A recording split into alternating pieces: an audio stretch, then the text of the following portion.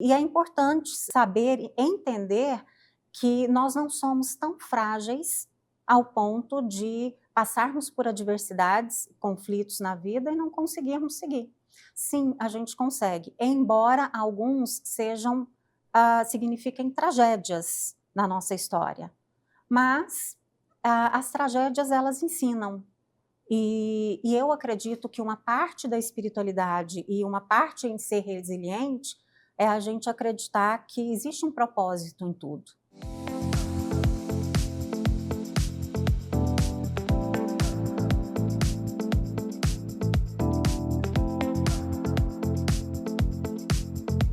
E antes de começar o episódio de hoje, eu quero apresentar e agradecer com muito carinho os nossos patrocinadores, que acreditaram nesse projeto desde o início e tornaram o consultório aberto ainda mais especial. A começar pela Cerrado Chic, uma loja que eu simplesmente amo. Com curadoria impecável em peças de decoração, móveis e itens exclusivos. Foi a Cerrado Chic que assinou toda a ambientação do nosso cenário. Com bom gosto, originalidade e aquele toque que faz toda a diferença.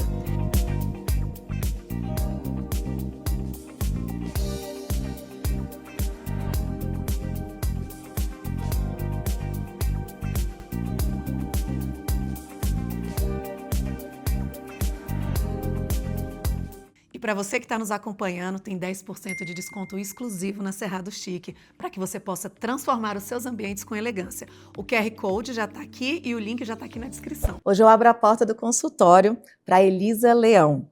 Gente, vamos falar hoje com uma escritora, com uma psicóloga. Ela trabalha com dois tipos de terapias, né, que a gente pode chamar, Elisa? Bem modernas, diferenciadas. Então, se preparem que hoje tem muita coisa boa para a gente aprender. Elisa, seja muito bem-vinda. Obrigada. Obrigada, eu que agradeço pela oportunidade, muito legal estar aqui, sendo entrevistada por você. Obrigada.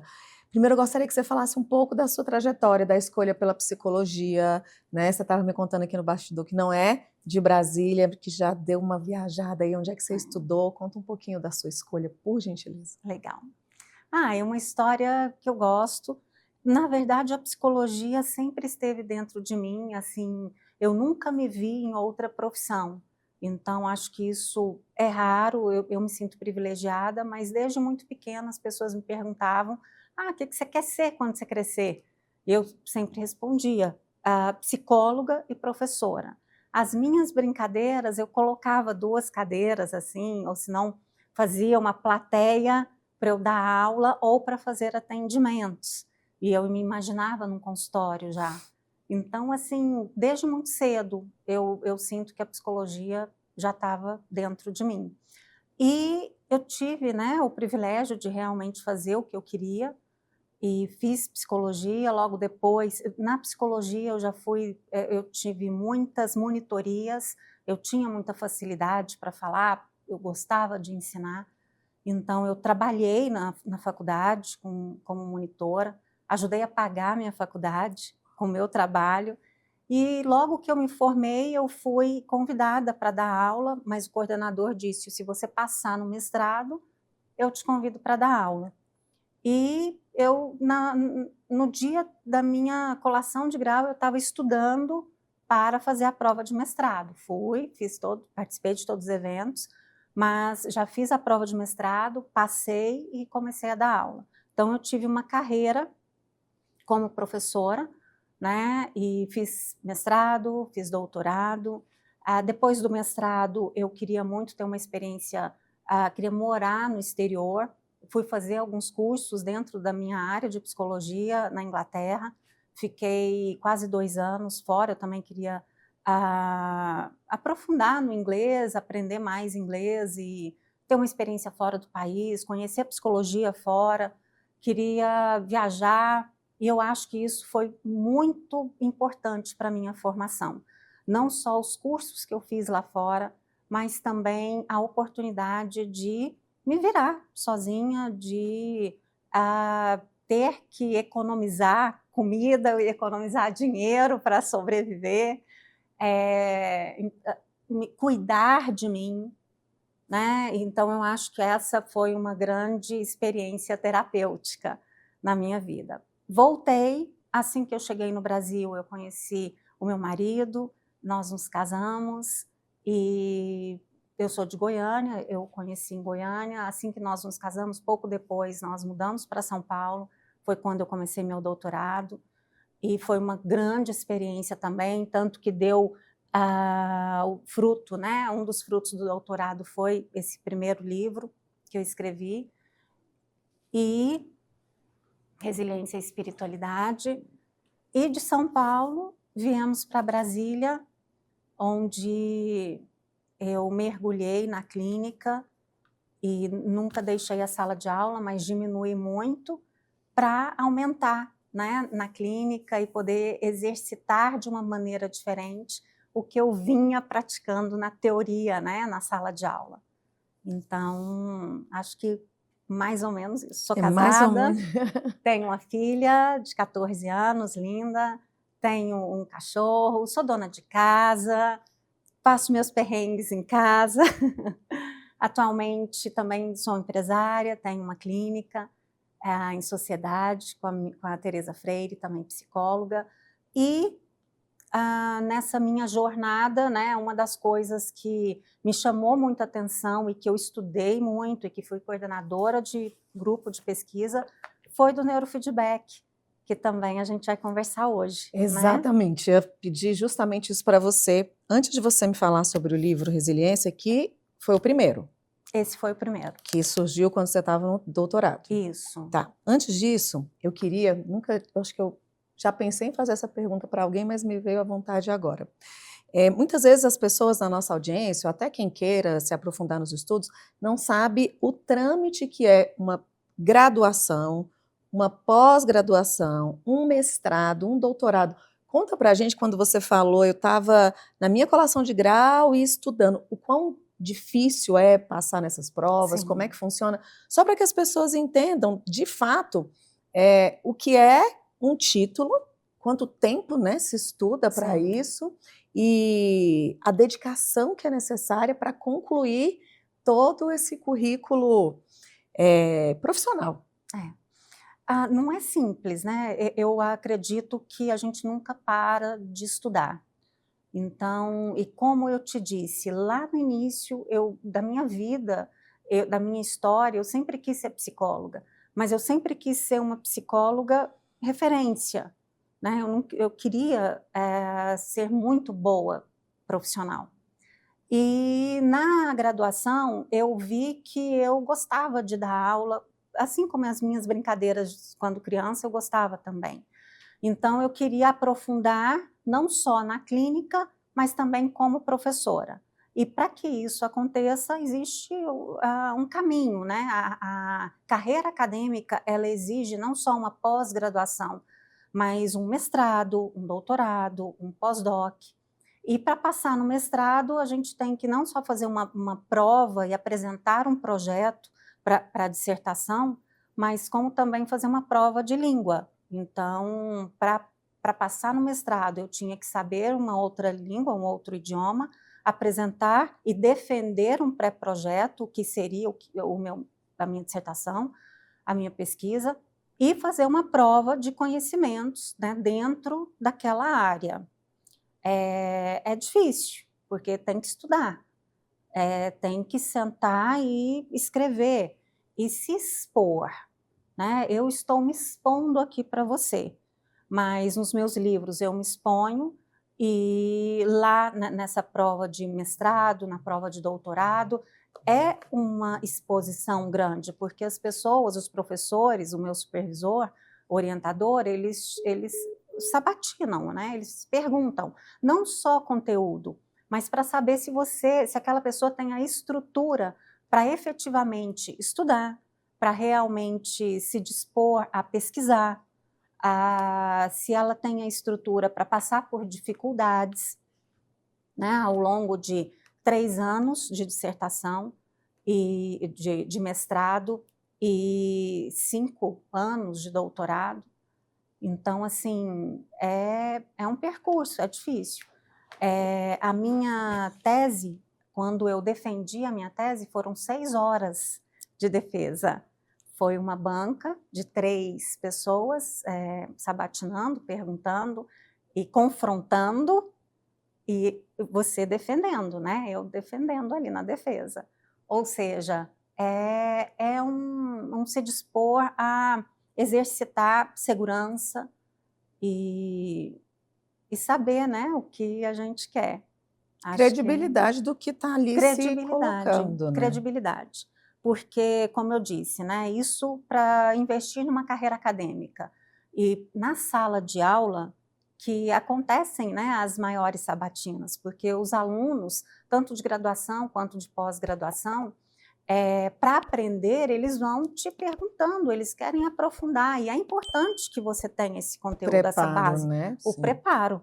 Sim, sim. Então tá, agora vamos falar do resiliência, que surgiu nessa época do doutorado, e depois eu vou para minhas perguntas Isso. sobre o MDR, EMDR e o Isso. neurofeedback. Conta pra gente, o que tem aqui nesse livro? Coloque ele aí do ladinho, gente. Tá. Onde é que estão sendo vendidos hoje, Elisa?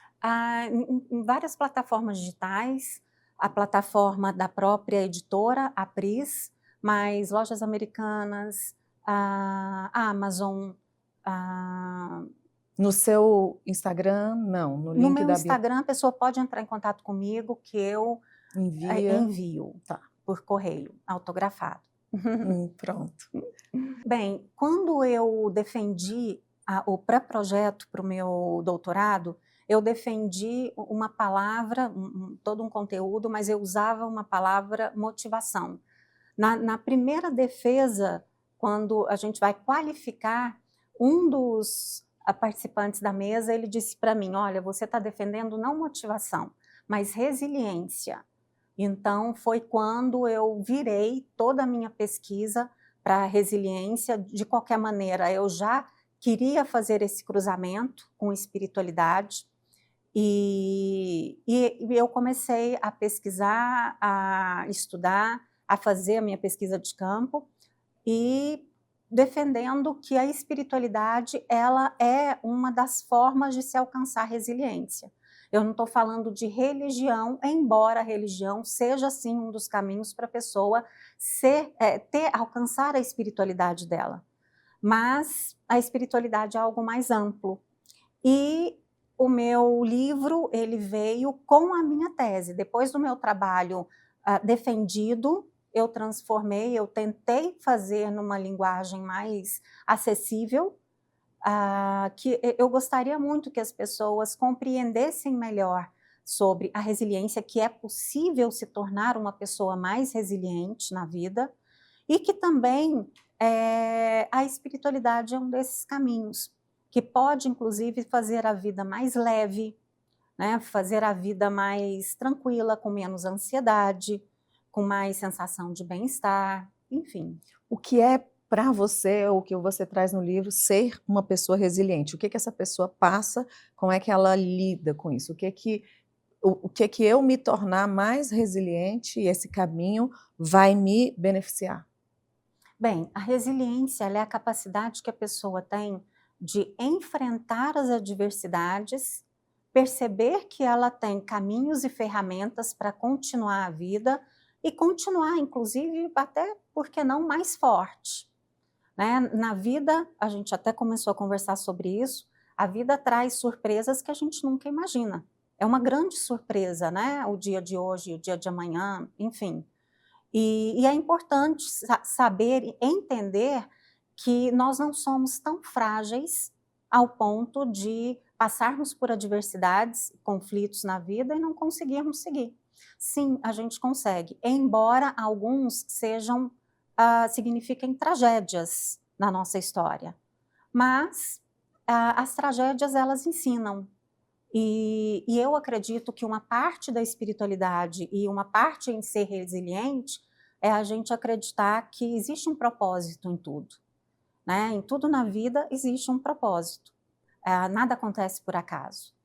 E então a resiliência tem esse significado. E a fé, né? Eu acho que é o embasamento para quando a gente fala que tudo tem um propósito, e se o propósito vem dele, vem de alguém que sabe todas as coisas, de uma forma ou de outra, eu acredito que conforta, né? Sim, conforta.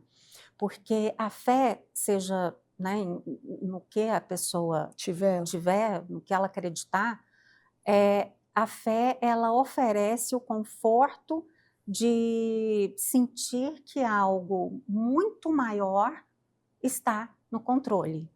Então, quando você entende, né, muita gente acredita em Deus, por exemplo, num pai, né, ou numa mãe superior, e que aquilo está trabalhando para um bem da pessoa, isso gera um conforto muito grande, gera saúde mental. Inclusive, no meu livro, na minha tese, e assim, existem pesquisadores no mundo inteiro falando sobre a importância da fé na vida da pessoa, da espiritualidade, do investimento nisso, para a melhoria da saúde mental, da saúde física e mental. Sim, e inclusive congressos já de psiquiatria unida à espiritualidade.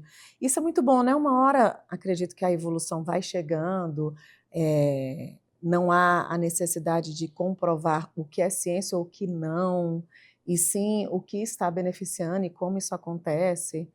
Mas eu acredito que a gente ainda vai ter muita novidade aí para poder, né, tanto com as inteligências artificiais quanto com tecnologias. Acredito que tudo que está vindo novo com com a tecnologia em si tem nos beneficiado bastante. Sim. Salvo a internet em mau uso, Isso, né? isso. Mas o que estão realmente construindo para melhoria, eu acredito que vai trazer muito conforto, como você falou, né, emocional para as pessoas, que acredito, inclusive, que é o mal do século, é a pandemia que existe hoje, é a pandemia sobre depressão, dependência, ansiedade.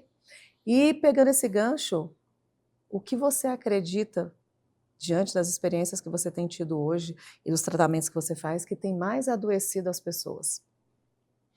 Olha, como você falou, a tecnologia, ela traz benefícios e malefícios. Se a gente se percebe, né, mesmo ali nas redes sociais, vendo os shots tão rápido, que a gente começa a ter um pensamento diferente. O tempo do nosso pensamento começou a mudar, e começou não só com as redes sociais, mas o drive-thru. Você chega para comer alguma coisa, você paga, você pega o seu sanduíche, a pizza, não sei, você come ele no carro e você já vai fazer uma outra coisa. Aquele processo de sentir o cheiro da comida, de sentar, de visualizar a comida, de degustar, de sentir, aquilo acolhe a nossa ansiedade e dá respostas e mostra para o nosso organismo que a gente precisa de um tempo para processar, fazer processamentos. Então, a tecnologia, ela está também mostrando, dando um ritmo diferente para a vida. E esse ritmo diferente acelera o nosso pensamento. Acelera de um jeito que a gente começa a pensar muito no depois, né? No amanhã, e se não der certo? E se der certo, o que vai acontecer? E isso provoca ansiedade. Então, essa é uma das grandes queixas, diretas ou indiretas, dos meus pacientes. Dos meus pacientes criança, adolescente e adulto. E das famílias também, né? Porque até para respeitar o processo de desenvolvimento de uma pessoa, é importante ter paciência e saber que um adolescente, nós fomos adolescentes, né? Os pais foram adolescentes. E acho que nós sabemos que a adolescência, ela é uma fase o adolescente, ele confronta, ele está experimentando, ele não vai dar respostas prontas. Isso não é por causa da tecnologia, né? É por causa da adolescência. Então, é um outro desafio mostrar para os pais que é importante esperar e que é importante sentar e conversar. Teve uma cena muito recente que eu vi num shopping, eu almoçando, comendo aqui com a minha família, e do lado a mãe com o filho sem celular na mão, a mãe com celular, e o filho tentando engatar uma conversa, né? E ele perguntava, daqui nós vamos para onde? Não sei. Você vai ficar comigo à tarde? Eu ainda não sei, eu tenho que olhar minha agenda. E assim, aquilo é muito angustiante, porque às vezes eu vejo os pais chegando no consultório para que eles tenham a relação facilitada ou uma relação mais aprofundada com os filhos, mas eles também perdidos no meio dessa tecnologia. Agora, existem benefícios? É claro que existem, né? Vamos assistir um filme juntos e vamos comentar sobre esse filme depois? Isso é ótimo. Eu posso me comunicar rapidamente com a minha família através de um WhatsApp, através de uma rede social. Eu posso entender melhor a adolescência da minha filha acompanhando a rede social dela e percebendo ali o que ela curte, o que ela gosta, mandando uma mensagem que tenha a ver ali. Eu me conecto. A gente pode se conectar com os filhos assim e com os amigos dos filhos também. Sim. Né? Então... Porque se continuar se afastando, brigando, esse conflito de gerações tem gerado inúmeros problemas. Eu creio que não só dentro de casa, como fora dela, né? Líderes de gerações muito diferentes dos colaboradores. Então, é tudo muito novo, né? Depois da internet, depois da pandemia, eu acredito que a gente realmente teve um salto muito grande entre as gerações. Né? O que antes ali, 10 anos, era ok, a gente estava praticamente igual, pensando as mesmas coisas, agora é realmente muito diferente. Houve um salto enorme. E acredito que dentro disso, nesse interim, as pessoas não se conhecem ainda. E aí gera conflito, porque tudo que é diferente do que eu quero, do que eu penso, aí vem talvez essa impaciência, como você trouxe, né, do pai, que ele vai precisar ter paciência, porque se você gerar mais embate, mais distantes eles ficam. Isso. E a adolescência, acredito também, se eu estiver errado, você me corrija, deu uma estendida grande aí, né? Deu uma estendida, ainda mais assim, com as possibilidades do que esse adolescente pode fazer na casa dos pais, né? Porque se ele sair, ele vai ter custo. Então é muito mais barato ele ter uma vida independente dentro da casa dos pais do que assumir uma vida independente fora. Então, a gente fala, inclusive, de uma nova fase, né? A adolescência e a adultescência, que muitas vezes é aquele adulto que não quer crescer e tem muitas desculpas, né? Assim, tem muitos caminhos para permanecer na casa dos Muitas pais. justificativas, né?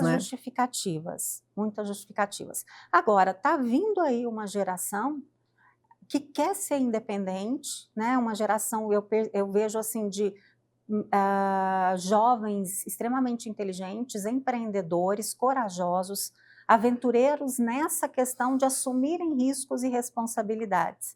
Então, eu vejo que existe uma mudança acontecendo. E pode ser bom, né? Acho que isso acontece nas gerações, Sim. né? É um movimento vivo. As gerações, os jovens, eles vão querendo coisas diferentes em função até dos estímulos diferentes que eles têm. Inclusive, né? Estímulos para falar. Hoje, né, o jovem não aguenta o que a gente já passou ou aguentava em trabalho. Então, eles têm muita consciência de se posicionar. Não quero, né, isso é abuso. Sim. Não vou morrer trabalhando, quero qualidade de vida, quero descansar. Legal. E isso é realmente muito, muito bom, porque isso sempre foi franqueado, só que a mentalidade de antes era o sucesso comparado ao quanto eu trabalho e quanto eu ganho. Estava até conversando isso com alguém ontem, que o jovem de hoje, ele entende claramente que ele não tem que ser só trabalho. Sim. Então, interessante isso que você disse, porque essa coisa, né, eu estou morrendo de trabalhar, isso foi muito aprovado, né, acho que numa geração anterior, e muito como se fosse um significado de sucesso, a pessoa que Sim. morria de trabalhar. Só que muitos realmente morreram, Uhum. porque não faziam atividade física, porque não se alimentavam bem, porque não tinham uma saúde mental, porque hoje a gente sabe que a saúde mental, ela também depende da saúde física, ela também depende de momentos de lazer e de prazer e de ócio. Sim. E é isso, né? Tá vindo aí um pessoal que sabe que não precisa ser dependente de um trabalho. Eles podem, têm criatividade, têm potencial e têm força para seguir adiante. E emocionalmente falando, né, de problemas acarretados em virtude desse excesso de trabalho, de não fazer atividade física, entre outros hábitos que são danosos para a mente, quais são as principais patologias que você enfrenta hoje? E aí eu já gostaria, inclusive, que você fizesse uma conexão com o neurofeedback, e o que pode ser tratado com ele, o que é ele? Tá. Então, os transtornos de ansiedade, né, inclusive hoje a gente fala até num modelo guarda-chuva de transtorno de ansiedade. Por quê? Existe a ansiedade, o transtorno de ansiedade generalizada, o transtorno obsessivo-compulsivo, a ansiedade. Então, e as pessoas chegam muito com esses sintomas, mesmo não sabendo o que é uma ansiedade. A ansiedade, ela pode desencadear uma super tristeza, uma depressão e quadros mais agudos, inclusive, de outras patologias. Assim como a depressão também pode desencadear a ansiedade ou as duas juntas. Então, não é só o transtorno de humor e o transtorno de ansiedade, né? Na verdade, chegam no consultório outros casos que têm ali um resquício, uma ponta de ansiedade, mas o foco não é um transtorno desse. E eu trouxe, inclusive, para mostrar para você, né, e para todo mundo, um pouco aqui das ferramentas de trabalho do neurofeedback. Porque o que eu percebi? Estudando, eu cheguei numa possibilidade de também cuidar do paciente, não só através de uma terapia falada, mas também de uma terapia de estímulo cerebral, que inclusive pode substituir medicação. Então, o neurofeedback, ele é uma terapia que nós, do Espaço Integrar, nós oferecemos, que inicialmente a pessoa faz um mapeamento cerebral. Esse exame é como se fosse um eletroencefalograma, eu coloco a touca na pessoa, tem os buraquinhos aqui que a gente posiciona os eletrodos, para que esses eletrodos se conectem com as regiões cerebrais, e eu tenha um sinal que me mostre quais as regiões cerebrais precisam ser treinadas. Quais as regiões, as ondas estão desreguladas. E aí, depois desse mapeamento, eu entrego o resultado, converso com a pessoa e falo, olha, nessa região, o seu cérebro ele tem uma característica que demonstra muita ansiedade, que você pode ter sintomas como insônia, alta irritabilidade, né, uma sensação de não estar vivendo direito. E os treinos, eles são feitos na clínica, também com a touca, também com os eletrodos, e a pessoa ela vai assistir televisão ou jogar alguma coisa, ela vai assistir alguma coisa que ela se interesse, e eu coloco um dificultador na televisão e também no áudio, a partir do que o exame mostrou. Uhum. Então, a pessoa vai assistir ali uma série e a televisão com a tela Não tão escurecida. nítido. Uhum. Quando o cérebro ele dá sinais do que a gente espera como sendo um padrão mais favorável e saudável, a partir do mapeamento, a televisão fica mais clara, mais normal de se assistir. O cérebro entende aquilo e ele começa a perceber como ele precisa agir para ter aquele benefício da TV normal. Clarinha. Só que aquele novo caminho é uma nova trilha que vai oferecer para essa pessoa, trilha cerebral que vai oferecer para a pessoa um sono mais profundo, e a pessoa vai se sentir mais descansada ao acordar, menos irritabilidade, diminuição de ansiedade, uma sensação de bem-estar, de alegria, de propósito, menos procrastinação, vontade de fazer coisas novas. E isso pode beneficiar pessoas com características de TDAH, pessoas com características de transtorno do espectro autista, ansiedade, depressão, ali o início de alguma doença degenerativa, porque o estímulo cerebral, o treino cerebral, ele vai estimular neuroplasticidade. Quando você me diz que ele pode auxiliar no início de algumas doenças degenerativas, ele pode também prevenir? Pode prevenir, porque o que acontece no cérebro? Ele vai encontrar novas trilhas e nessa nova trilha ele vai ter um estímulo. Imagina uma ramificação, aqui essa planta, ela vai entender que ela pode ramificar com mais facilidade. Então os neurônios, eles ficam mais férteis para ramificar. Então nesse movimento é uma prevenção para a doença degenerativa, é um exercício que vai oferecer ali, vai ampliar. Quando eu falo treino, não é um treino como a pessoa vai para a academia, treina o músculo incha. Ele não vai inchar.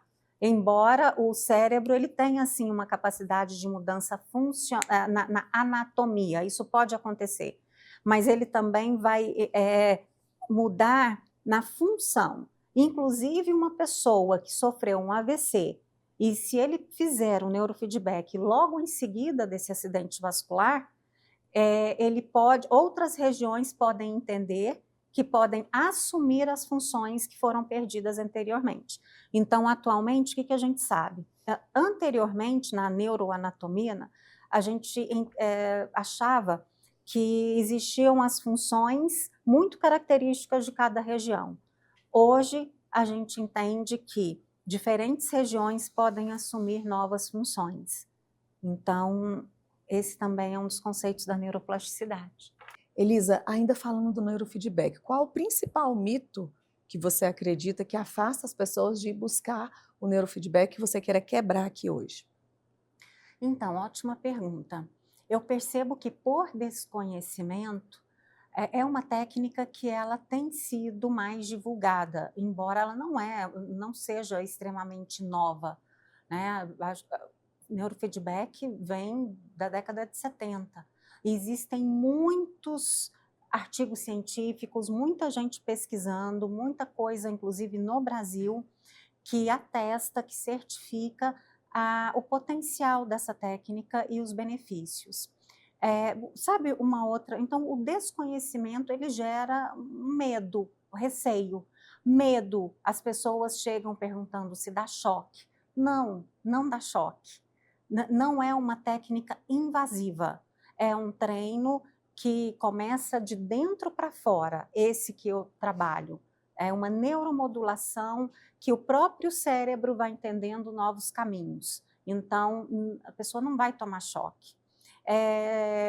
Vai tomar remédio? Precisa tomar remédio? Precisa tomar uma anestesia? Não, não precisa. É rápido, é como o sistema de um eletroencefalograma. Não molha a cabeça, eu uso soro, não mancha a roupa, a pessoa não sai com o cabelo molhado, molha um pouquinho do couro cabeludo, mas não mancha a roupa.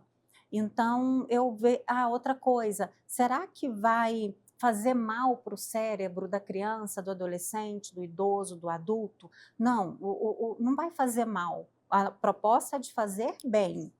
A pessoa, tem efeito colateral ruim? Pode acontecer de algum treino, alguma região, a pessoa se sentir mais sonolenta em algum dia, pode acontecer dela sair com uma dorzinha de cabeça, mas é como se ela tivesse ido à academia e exercitado muito o músculo dela. Ela vai sentir um pouco, mas nada que vá promover uma forte dor de cabeça ou um problema, né, cerebral, não. Então, eu vejo que por desconhecer essas questões, muitas pessoas resistem. Não é algo que vai implantar na cabeça do adolescente, da criança, não. Não vai colocar nada. É o próprio cérebro que vai trabalhar a partir de um feedback, a partir de um retorno da televisão que ele vai assistir. Ah, então, obrigatoriamente tem que ter a TV ali passando, é vocês que escolhem o que vai passar e ali ele vai recebendo estímulos que são correntes elétricas. Com o mapeamento cerebral, a gente vai identificar e montar um treino para saber onde que os eletrodos vão ficar localizados na cabeça da pessoa. A pessoa vai escolher o que assistir, então ela tem que ter uma afinidade com o que está passando ali na televisão e se conectar com aquilo. O eletrodo, ele vai mostrar para o software qual a região o cérebro está trabalhando bem na nova trilha e qual não está. Se tem uma região que ele não está trabalhando tão bem, é o momento que a televisão vai canalizar, vai receber esse sinal elétrico do cérebro e vai escurecer a televisão. Então, na verdade, o eletrodo ele não vai emitir uma onda elétrica, não. O cérebro que está emitindo a onda elétrica para o eletrodo. O eletrodo recebe esse sinal, manda para a televisão através do software e a televisão escurece ou fica normal. Entendi, muito bom. Quais são os sintomas ou as queixas que fazem você dizer esse indivíduo vai se beneficiar com neurofeedback?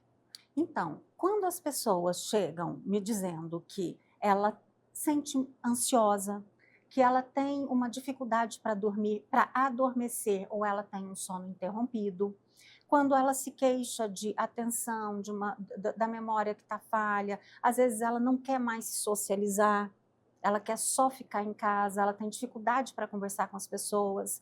De repente, ela pode me dizer assim, eu não estou entendendo, eu ouço uma música e eu não consigo me conectar com a letra dessa música, me conectar no sentido de entender um pouco o que está passando ali. É tanta ansiedade que ela nem entende a letra. Então, são sintomas que eu digo para ela, olha, você vai ter bons resultados. A baixa irritabilidade, a baixa ansiedade, melhora esse contato com a linguagem, a melhoria do sono, a melhoria da sociabilidade. Nossa, até a pessoa se socializar mais, é porque ela vai ficar mais Sim. alegre também, né? Ela abaixa a ansiedade, ela abaixa o medo, né, de conversar com as pessoas, ela fica com um bem-estar mais em alta e isso promove uma facilidade da conexão dela com as pessoas. Maravilha. Deixa eu te fazer uma pergunta. Tem algum momento da terapia que você percebe que aconteceu ali um ponto de virada e você fala, essa pessoa entendeu o que está acontecendo com ela, né? O que costuma ser esse insight? Quando é que isso acontece? Independente do neurofeedback. Independente da terapia. Do neurofeedback, Uhum. né? Então, o processo psicoterápico, ele como eu disse, é um processo, é um passo a passo. Agora, eu percebo muito quando a pessoa, ela consegue olhar para as fragilidades dela com mais coragem, com menos medo, com menos receio. E aí ela chega e diz, eu consegui conversar com ele, eu consegui expor o meu ponto de vista, eu consegui sentar e ouvir o meu filho falando o que ele gostaria de falar, sem a necessidade de ficar lendo textão para ele, ou dando muita palestra, fazendo muita palestra. Então, quando a pessoa chega me dizendo que ela foi capaz de se conectar sem o medo e a necessidade de confrontar. Esse é um dos pontos que eu vejo, nossa... Caiu a fez ficha. sentido. Outra coisa, ela chega e de repente conta, né? Olha, eu consegui executar aquela ação que eu queria tanto. Eu levantei e fui, e não foi tão difícil. Então, esse também essa é uma outra sacada. Eu consegui falar diferente, eu não precisei brigar, eu consegui me impor, né, com autoridade, e não foi no grito. Esse também é um outro sinal. São vários, né? Estou tentando puxar aqui. Mas você sabe de uma coisa, Carol? Eu vejo que nesse processo psicoterápico, uma coisa muito bonita é quando a pessoa ela percebe que ela não precisa ser arrogante para viver bem. Muito pelo contrário. Ela pode assumir as próprias fragilidades e isso a torna, inclusive, muito mais segura. Sim. Né? Então, acho que essa também é uma grande virada no processo psicoterápico. E o EMDR? O que ele faz, para que ele é utilizado? E junto dessa resposta, eu gostaria que você me dissesse como é que você decide e indica o que é para cada um. Tá. Atualmente, né, em função dos meus anos aí, de profissão, de carreira, a gente vai tendo muitas ferramentas, e as ferramentas que eu estou me referindo são as pós-graduações e as formações. O MDR é uma das formações que eu tenho. Então, no processo psicoterápico, às vezes a pessoa me traz uma cena que ficou muito marcada de uma maneira muito sofrida para ela.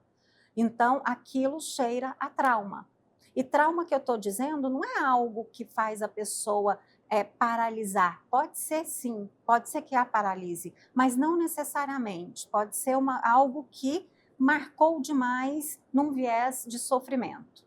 Então, eu vou usar nesse momento a técnica de reprocessamento EMDR, que é uma técnica que tem todo um protocolo. Às vezes a gente precisa não é numa sessão que a gente vai finalizar todo o protocolo, né? Pode ser que demore algumas sessões ali naquela cena. Pode ser que não. De repente ela reprocesse rápido. Mas tem um protocolo a seguir. O que é isso? São perguntas específicas, são movimentos específicos, esses movimentos oculares, ou se a pessoa não se sentir confortável, existem outros movimentos que ela vai fazer, intermitentes, enfim, e aí depende muito de cada paciente. Agora, existem outras técnicas, né? Posso pedir para a pessoa desenhar, às vezes a pessoa é muito travada para falar sobre ela. E aí a gente vai ali para a mesa, peço para ela desenhar alguma coisa, e dali saem 3 sessões daquele desenho. Né? A gente conversando sobre aquele conteúdo. Ou alguma técnica de respiração e de acesso à memória, também muito rica e que faz emergir lembranças e, de repente, ressignificação, né, de sofrimentos.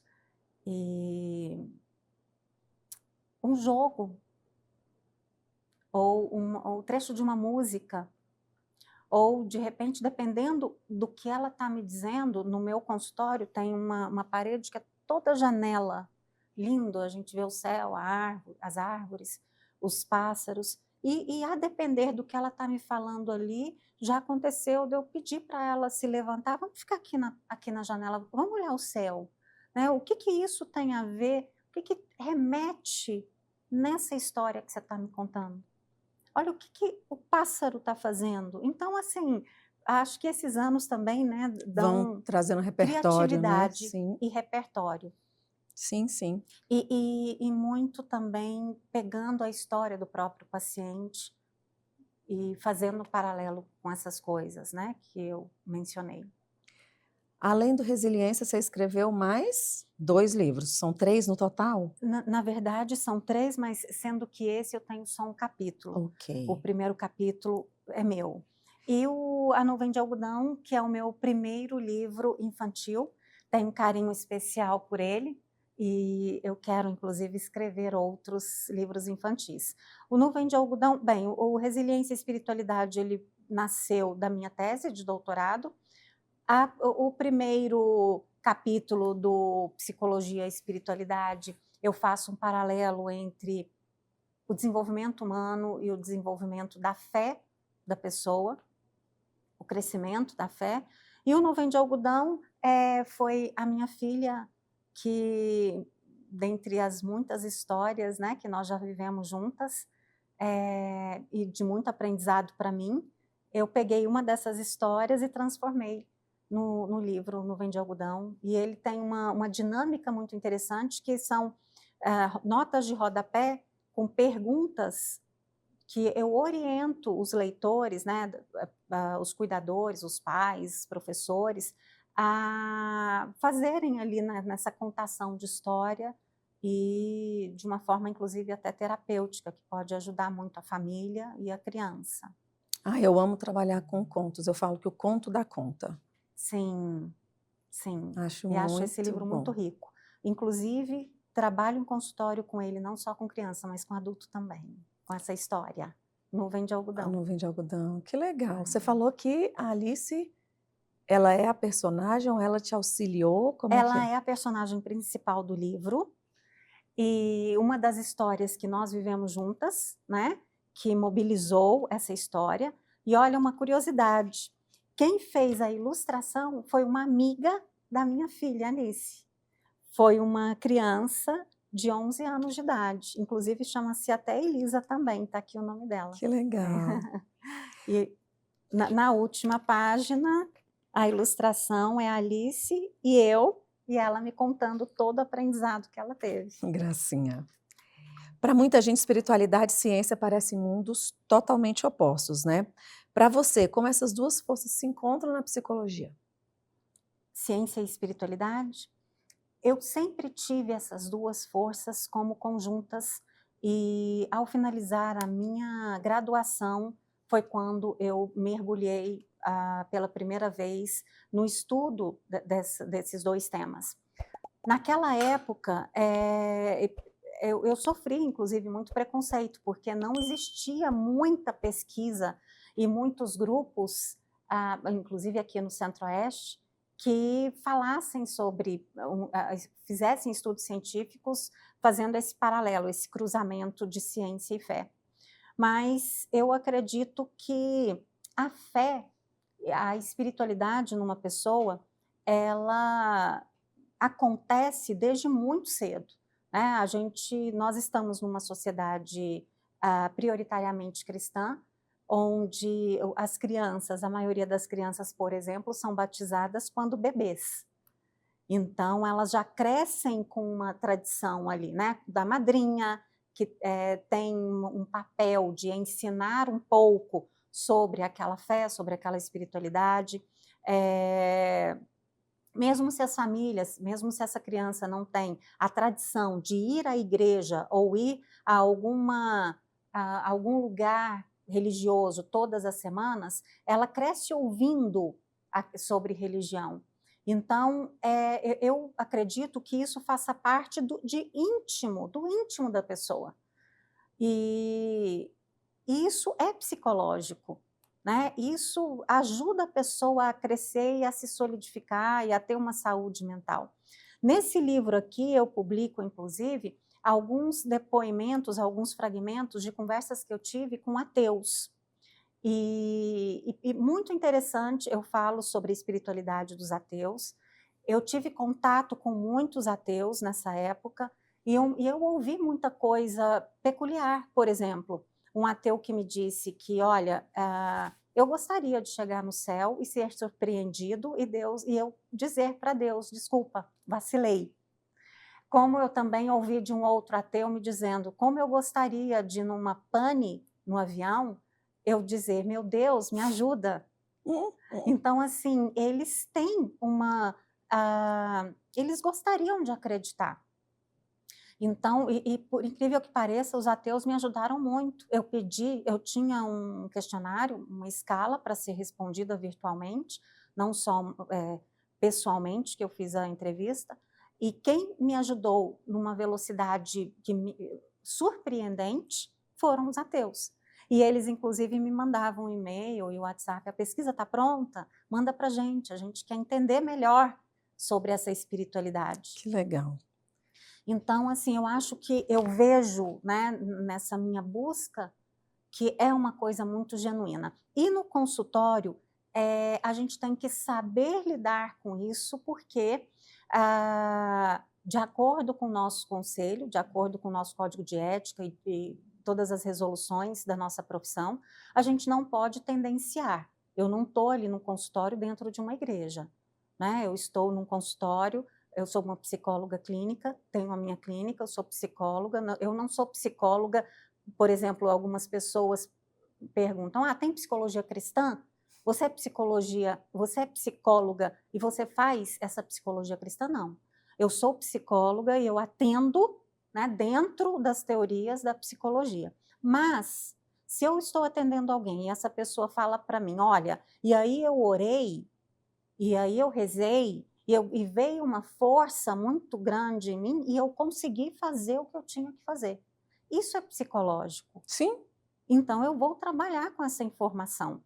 Eu não vou falar para ela, não, religião você vai falar em outro lugar. Não, ela está me falando de algo muito genuíno dela. Sim, com certeza. E aí eu posso conversar com ela, sim, sobre isso, é dela.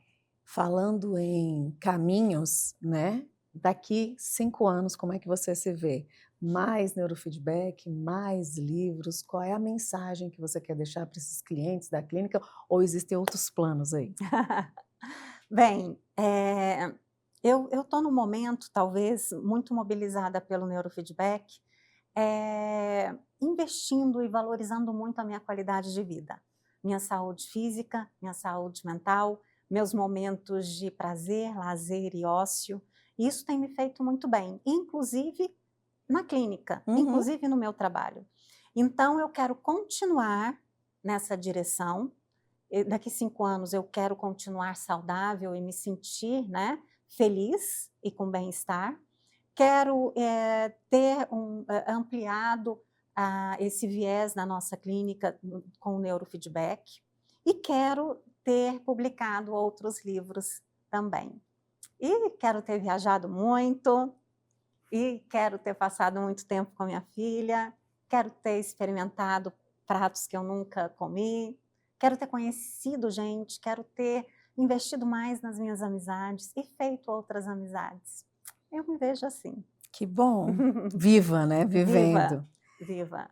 Você falou algo muito forte. É possível melhorar o desempenho do cérebro e ter uma vida com sensação real de bem-estar. Qual é o primeiro passo na sua percepção para isso começar a ser verdade, né? Para alguém que está nos ouvindo ali agora. O primeiro passo é assumir que você precisa. Todo mundo precisa. E enquanto as pessoas resistirem e ficarem justificando, né? Não tenho tempo, ou não tenho dinheiro, ou eu preciso fazer outras coisas. Isso não vai acontecer. E talvez outras coisas também não aconteçam.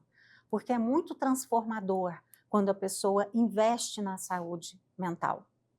E é o melhor investimento que ela pode fazer. Eu concordo em gênero, número e grau. Olha, foi uma delícia te ouvir. Ai, foi muito bom, Vou obrigada. ver se eu vou lá ver esse neurofeedback. Inclusive, uma informação super interessante, quero que você até dê ali, olhando para a câmera, que você tem tido bons resultados com mulheres no climatério, é isso? Sim, tenho. Uma das clientes, um dos focos, né, de clientes que têm procurado a clínica para a execução do neurofeedback são mulheres no climatério.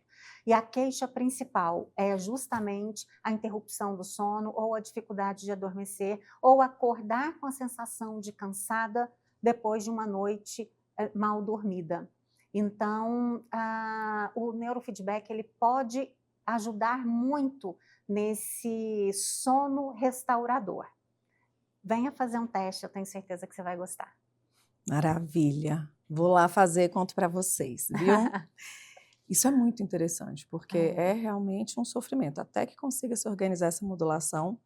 Agora o quadro, ele é mais rapidinho, respostas rápidas, intuitivas, ok? Onde eu falo uma palavra, você pode falar outra que significa esse tema para você, ou em uma frase, ou vamos ver como é que sai.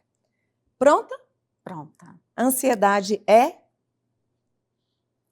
Aprisionadora. neurofeedback. Libertador. O cérebro humano me fascina por quê? Pelo potencial que ele tem, ilimitado. Um erro comum que as pessoas cometem com a própria mente. Não investir no autodesenvolvimento. Um hábito que melhora o bem-estar. Terapia, atividade física. O que a psicologia te ensinou sobre humanidade? A valorizar a humanidade. Um mito sobre terapia que precisa acabar. Terapia para doido. Espiritualidade para você é? Entrar em contato com o meu propósito de vida. Resiliência significa? Conseguir ter coragem para enfrentar as adversidades, aprender com elas e seguir adiante.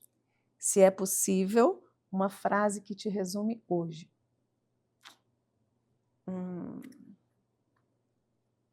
Eu estou em constante transformação e estou bem, graças a Deus. Que bom, graças a Deus. Elisa, obrigada, foi um prazer, de verdade, muito bom te ter aqui, agradeço. Obrigada. Seja bem-vinda, mesmo outras vezes, espero que a gente volte a se encontrar. Carol, eu quero te agradecer, foi muito legal, muito obrigada pela gentileza, pela fluidez, pelo respeito, e foi uma delícia estar aqui com você, uma alegria, obrigada. Que bom, eu fico feliz.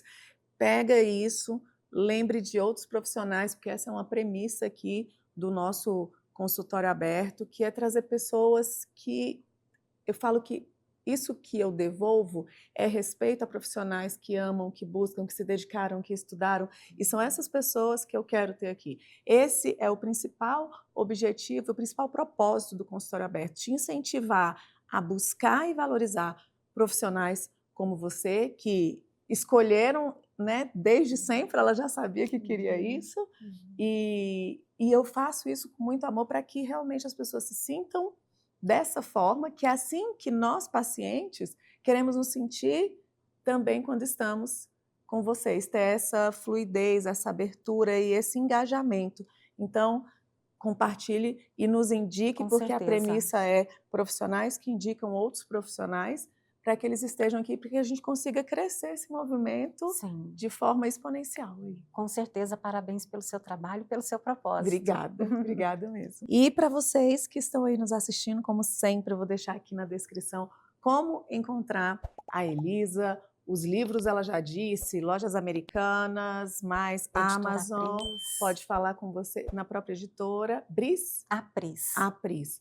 E pode falar com ela diretamente lá no Instagram. Isso. E até o próximo consultório aberto.